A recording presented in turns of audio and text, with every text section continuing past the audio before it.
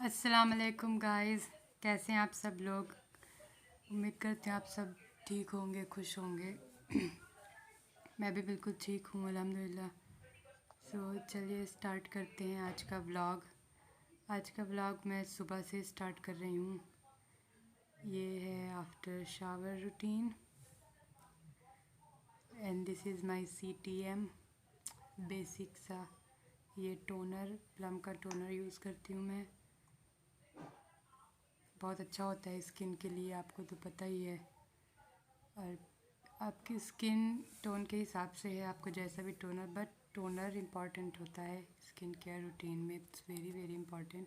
और टोनर रोज़ नहीं लगाना चाहिए, आप बस 2-3 दिन में एक बार लगा सकते हैं, मतलब हफ्ते में 2 बार या 3 बार।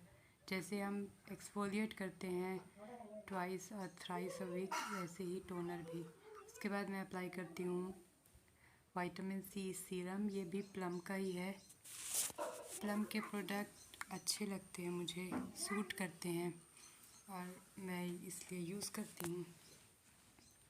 सिरप तो रोज़ लगाना चाहिए और विटामिन C सीरम बहुत इम्पॉर्टेंट होता है इस आपकी स्किन के लिए। उसके बाद है ये मॉइस्चराइज़र न्यूट्रोजीना का, एक मेरे वन ऑफ फेवरेट प्रोडक्ट्स में से है न्यूट्रोजीना। उसके बाद ये सन ब्लॉक न्यूट्रोजीना का ही क्लींज़र भी यूज़ करती हूँ मैं। और ये मैं बस 1 फिंगर ही लगाऊंगी बिकॉज़ जो मैं मॉइस्चराइज़र यूज़ करती हूँ उसमें भी SPF 12 है, तो आई थिंक इट्स इनफ। वैसे भी कौन सा घर से बाहर जा रही हूँ। उसके बाद है ये फाइनल लिप बाम। और आप सबको बताने की ज़रूरत ही नहीं है लिप बाम कितना इम्पॉर्टेंट होता है। अपने लिप्स को भी हाइड्रेट रखना बहुत इम्पॉर्टेंट है, जैसे कि स्किन को। उसके बाद है ये मिस्ट वनीला वाइब्स, ये भी प्लम का ही है और मुझे इसकी फ्रेगरेंस बहुत अच्छी लगती है। बहुत माइल्ड सी है, बहुत ज़्यादा स्ट्रॉन्ग नहीं है और वैसे भी बहुत ज़्यादा परफ्यूम नहीं लगाना चाहिए औरतों को। ये मेरे तो इस पर भी मैं एक बार वीडियोस बनाऊंगी अपने प्रोडक्ट्स पर मैं क्या यूज़ करती हूँ। और जी ये मैं रेडी हो गई हूँ। उसके बाद मैं चाय पी रही थी। सर्दियों में चाय का मज़ा अलग ही है और फिर मुझे तो चाय वैसे भी बहुत पसंद है।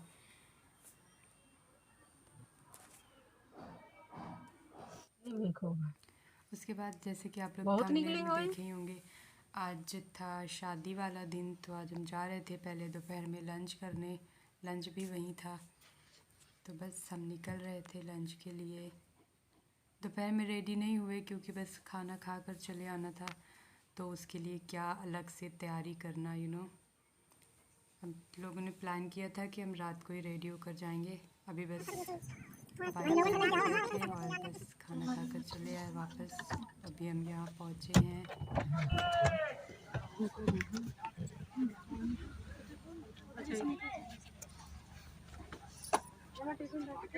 बाय द वे गाइस, ये जो मैरिज हॉल है ये भी हमारा ही है, मतलब हमारे बड़े पापा का है।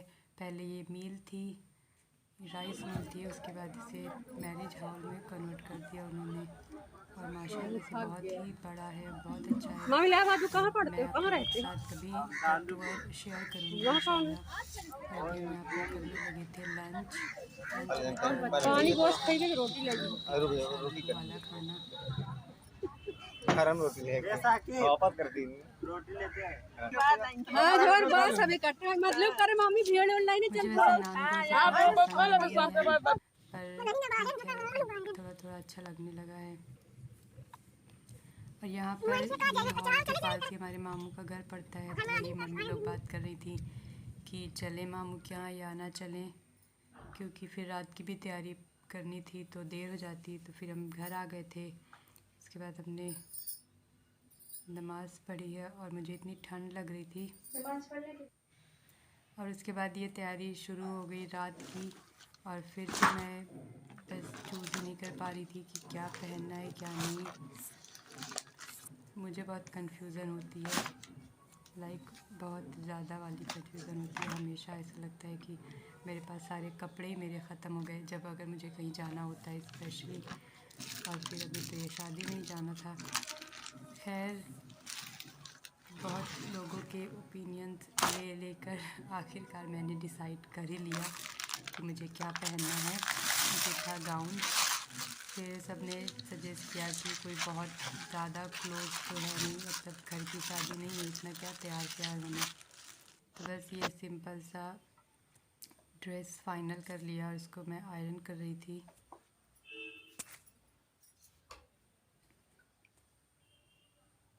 पहले से ही हमने तैयारी शुरू कर दी क्योंकि फिर टाइम आते आते पता ही नहीं चलता कि कब इतनी लेट हो गई, फिर आफत मच जाती है, फिर तैयारी भी मुकम्मल नहीं होती।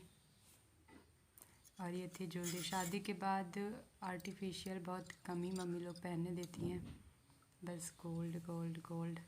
और फिर चूड़ियाँ, आपको मैं पहले भी बता चुकी, मुझे चूड़ी इतनी ख़ास पसंद नहीं थी, मैं पहले तो पहनती भी नहीं थी, पर अभी तो तैयार होना ही पड़ता है। तो बस यहाँ पर मैं अपनी ज्वेलरी सब पहन रही थी। ड्रेस मैंने पहन लिया था, ये भी मेरी शादी का बरी का जोड़ा है, इधर की तरफ से मेरी मम्मी ने दिया था। एक्चुअली ये बरी का जोड़ा नहीं है, ये ईद पर उन्होंने भिजवाया था मुझे। ईद पर मैं वही थी, तो मेरी पहली ईद, और फिर ऑब्वियसली शादी के बाद पहली ईद ही थी जो उन्होंने मुझे भिजवाया था।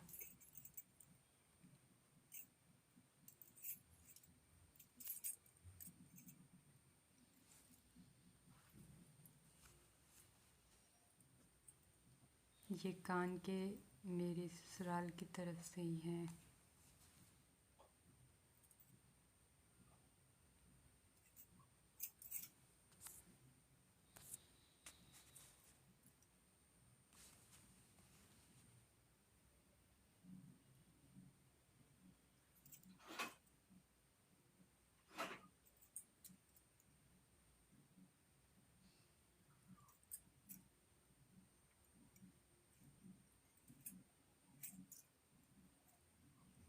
मेरी तरली खो गई थी जो कि हमेशा मेरे साथ ऐसे ही होता है, पता नहीं मुझसे क्यों इतनी ज्वेलरी खोती है। खैर मिल गई थी, शुक्र है। और ये है मेरी रिंग। मेरी रिंग पता नहीं मेरी फिंगर्स में फिट ही नहीं होती, या तो मेरी फिंगर्स बहुत ज़्यादा पतली हैं या रिंग का साइज़ बड़ा है, इसलिए मुझसे बहुत गिरती हैं। मुझे डर ही लगा रहता है कहीं गिर ना जाए। ये देखो, ये वाली गिर गई।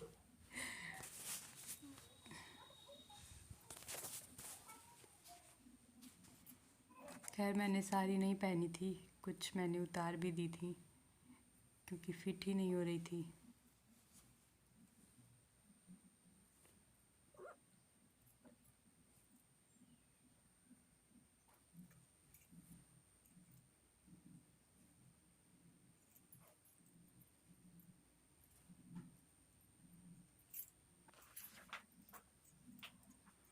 यहाँ पर मैं जी हो गई थी रेडी, और अब बारी है मेकअप की। मेकअप भाभी से करवाने वाली हूँ क्योंकि वो बहुत अच्छा मेकअप करती हैं, और हम लोग तो उन्हें कहते भी हैं कि आप अपना सैलून भी खोल सकती हैं। बहुत अच्छा मेकअप करती हैं वो, और मुझे तो इतना मेकअप करना आता भी नहीं, थोड़ा बहुत मैं बस काम चलाऊँ सा। और यहाँ देखिए, ये है भाभी का रूम, और यहाँ कितना फैला हुआ है। वो भी रेडी हो रही थी और फिर मैं भी पहुंच गई रेडी होने के लिए, और यहाँ पर मेरा मेकअप स्टार्ट हो गया था। शूट करने जा रही हूँ क्या बहन? शूट कर रही हूँ मैं।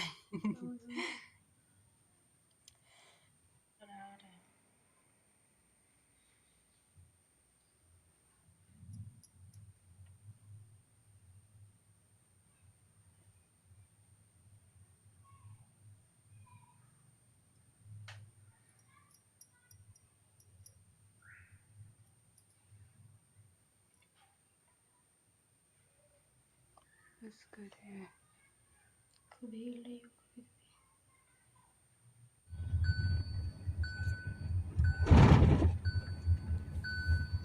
यहाँ हम फिर से दोबारा जा रहे थे, और ये था डिनर वाला टाइम।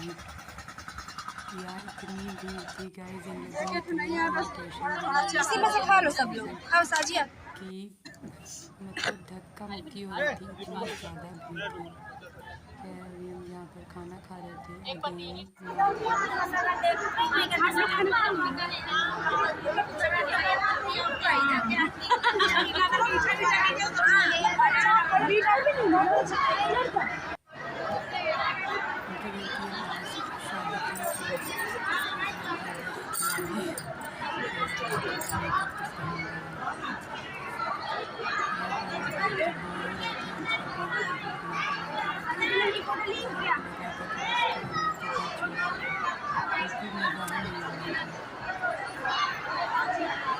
और फाइनली फिर हम घर आ भी गए और यहाँ पर ताला लग चुका था, चाबी रखी हुई थी। इतने ज़्यादा थक गए थे।